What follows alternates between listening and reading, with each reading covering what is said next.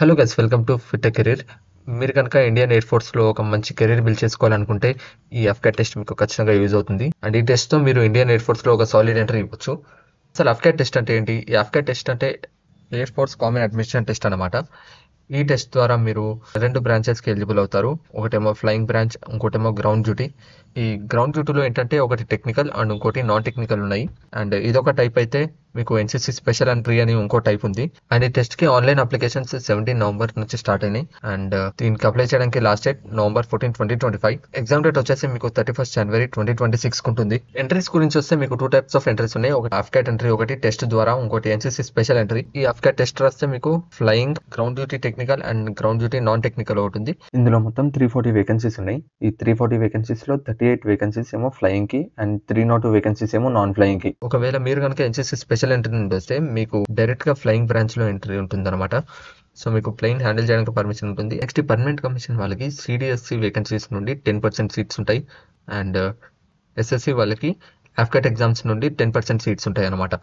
So types of commission గురించి మాట్లాడుకున్నట్టయితే men and women ఇద్దరికి aeronautical engineering electronics branch అయినా లేదా ఏరోనాటికల్ ఇంజనీరింగ్ మెకానికల్ బ్రాంచ్ అయినా కూడా మీకు సూపర్ యాన్యుటేషన్ ఏజ్ వచ్చే వరకు మీరు ఆ బ్రాంచ్ లోనే సర్వ్ చేయొచ్చు. అండ్ ఎస్ఎస్సి ద్వారా ఫ్లయింగ్ బ్రాంచ్ లోకి వచ్చే మెన్ అండ్ ఉమెన్ కి 14 ఇయర్స్ వరకు సర్వ్ చేయడానికి ఛాన్స్ ఉంటుంది అనమాట. అదే ఒకవేళ గ్రౌండ్ డ్యూటీ గురించి మాట్లాడితే ground duty technical and non technical కూడా 10 ఇయర్స్ వరకు ఛాన్స్ ఉంటుంది. అండ్ దాని తర్వాత 4 ఇయర్స్ వరకు ఎక్స్టెండ్ చేయవచ్చు. Service requirement and availability of vacancies, willingness, ఈ సస్టైనబిలిటీ అండ్ మెరిట్ ద్వారా ఆ 4 ఇయర్స్ని కన్సిడర్ చేస్తారు. అండ్ వీటి బేసిస్ మీదనే పర్మనెంట్ కమిషన్ని కూడా కన్సిడర్ చేస్తారనమాట. ఎలిజిబిలిటీ గురించి మాట్లాడుకుంటే మీ నేషనాలిటీ ఖచ్చితంగా ఇండియన్ అయి ఉండాలి. ఏజ్ వచ్చేసి మీరు ఎన్సీసీ స్పెషల్ ఎంట్రీ ద్వారా జాయిన్ అయినా, ఎఫ్కెట్ ద్వారా జాయిన్ అయినా, మీరు ఒకవేళ ఫ్లయింగ్ బ్రాంచ్ లో జాయిన్ అవ్వాలనుకుంటే మీ ఏజ్ 22-24 ఇయర్స్ ఉండాలి. అదే ఒకవేళ మీరు గ్రౌండ్ డ్యూటీలో కనుక జాయిన్ అవుతున్నారంటే మీ ఏజ్ వచ్చేసి 20-26 మధ్యలో ఉండాలి. అండ్ మ్యారిటల్ స్టేటస్ వచ్చేసి మీరు ఖచ్చితంగా అన్మ్యారీడ్ అయి ఉండాలి.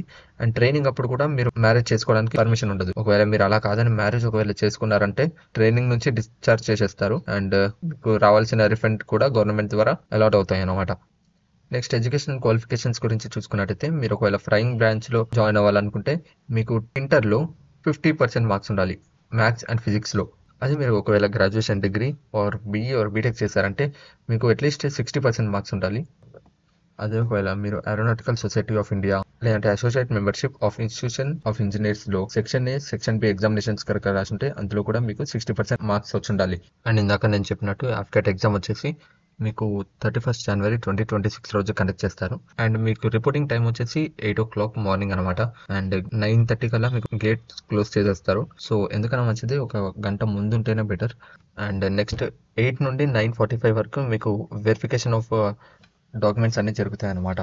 Like me admit card and me ID proof and biometric and photographs అన్ని చెక్ చేస్తారు. అండ్ సీటింగ్ అరేంజ్మెంట్స్ కూడా చెక్ చేస్తారు. నెక్స్ట్ దాని తర్వాత మీకు 9:45 నుండి 10 o'clock వరకు మీరు ఇన్స్ట్రక్షన్స్ చదువుతారనమాట ఎగ్జామ్ రిలేటెడ్. దాని తర్వాత మీకు 10 నుండి 12 వరకు ఎగ్జామ్ అనేది జరుగుతుంది అనమాట. అండ్ ఇక్కడ నోట్లో మరీ చెప్తున్నారు, candidates will not be permitted to enter the examination centre under any circumstances after pre exam verification process has commenced at 8. అంటే ఆ వెరిఫికేషన్ ప్రాసెస్ కంప్లీట్ అయినాక క్యాండిడేట్స్ని అసలు లోపలికి ఎంటర్ చేయము అని అంటున్నారు అనమాట. సో రిపోర్టింగ్ టైం 8కి ఉంది కాబట్టి మీరు 7కి ఆర్ 7:30 కల్లా లొకేషన్కి రీచ్ అవ్వండి. అండ్ మీకు టెస్ట్లో పెట్టే ఎగ్జామ్స్ వచ్చేసి అఫ్కాట్ ఎగ్జామ్లో జనరల్ అవేర్నెస్ ఒకటి ఉంటుంది. తర్వాత verbal ability in English, next numerical ability and reasoning ఉంది. దాని తర్వాత మిలిటరీ ఆప్టిట్యూడ్ టెస్ట్. ఈ టెస్ట్ డ్యూరేషన్ వచ్చేసి 2 hours. అండ్ మీకు టోటల్ 100 క్వశ్చన్స్ ఉంటాయి. టోటల్ మార్క్స్ వచ్చేసి 300. మార్కింగ్ స్కీమ్ గురించి కనుక మాట్లాడుకున్నట్టయితే ప్రతి కరెక్ట్ ఆన్సర్కి మీకు 3 మార్క్స్ అలాట్ చేయబడతాయి. అండ్ ప్రతి ఇన్కరెక్ట్ ఆన్సర్కి 1 మార్క్ డిడక్ట్ అవుతుంది. ఒకవేళ మీరు ఒక క్వశ్చన్ని అటెంప్ట్ చేయకపోతే దానికి మార్క్స్ అనేవి అలాట్ చేయబడవు. టెస్ట్లో క్వాలిఫై అయిన వాళ్ళకి ఫిజికల్ ఫిట్నెస్ టెస్ట్ ఉంటుంది అనమాట. ఇందులో మీకు 10 minutesలో 1.6 kilometer రన్ ఉంటుంది. అండ్ 10 పుషప్స్ అండ్ 3 చిన్అప్స్ ఉంటాయి. నెక్స్ట్ టాటూస్ కూడా చెక్ చేస్తారు. దాని తర్వాత మీకు నార్కోటిక్స్ అంటూ ఏఎఫ్ఎస్బి టెస్టింగ్ అంటూ ఉంటాయి అనమాట. దాని తర్వాత ఎయిర్ ఫోర్స్ సెలెక్షన్ బోర్డు ద్వారా డాక్యుమెంట్ చెకింగ్ అని ఉంటుంది అనమాట. అన్ని నేను చూపించేయని ఒకసారి స్క్రోల్ చేస్తున్నాను, మీరు స్క్రీన్ షాట్ తీసుకోండి కావాలనుకుంటే, లేదంటే ఇక్కడ అయినా నోట్ చేసుకోండి.